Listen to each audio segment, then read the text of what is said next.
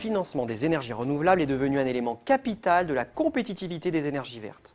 C'est à partir de ce constat que l'étude de Precepta sur les énergies renouvelables en France dresse un panorama dynamique des différents circuits de financement. Il en ressort que les objectifs ambitieux fixés par la France en matière de production d'énergie renouvelable restent atteignables. Le prérequis sera toutefois, plus que d'y mettre les moyens, de mettre en place les véhicules de financement adéquats pour attirer les investisseurs.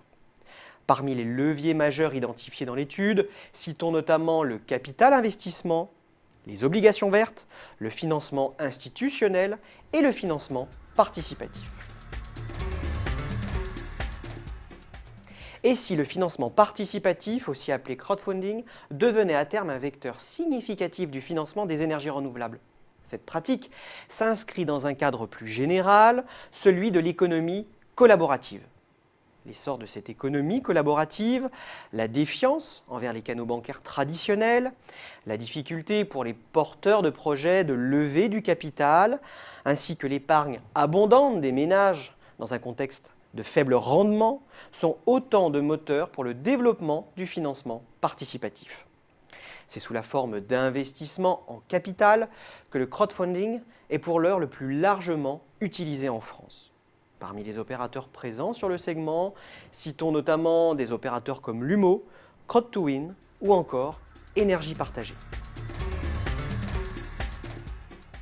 L'étude aborde également plusieurs des grands défis des industriels des énergies renouvelables français.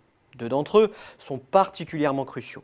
Le premier est de structurer des filières d'avenir, le second d'intégrer la problématique des énergies renouvelables dans le cadre plus global de l'optimisation de la gestion de l'énergie. Les enjeux de structuration de filières d'avenir se posent notamment dans le domaine de l'éolien offshore, où les jeux ne sont pas encore faits. La France dispose d'atouts géographiques et industriels incontestables dont elle pourrait tirer parti pour devenir l'un des leaders mondiaux dans le domaine.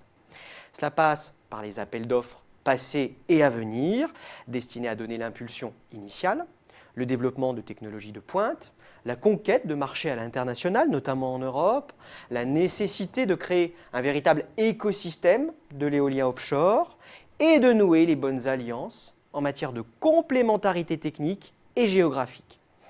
Pour ce qui est des liens à tisser entre énergie renouvelable et moyens de gestion complémentaires, des domaines tels que les smart grids, le big data et le stockage de l'énergie apparaissent comme prioritaires tant ces nouvelles technologies ont la capacité d'accroître de façon radicale l'efficacité des énergies renouvelables.